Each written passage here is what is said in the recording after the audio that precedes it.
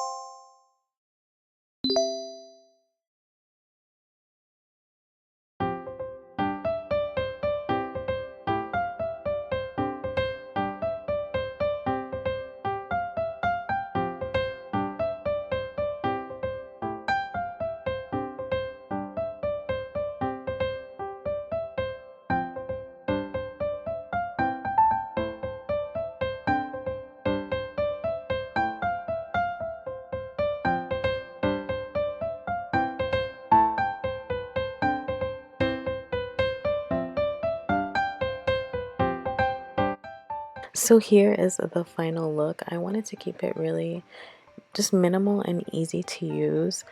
I just want to make the TTC journey as easy as possible. So yeah, minimal, easy. I thought that was the best way. Let me know what you guys think. I actually made an account on Etsy for people to download this chart, like in case, I don't know, maybe you just don't want to make it, or maybe you like what I created.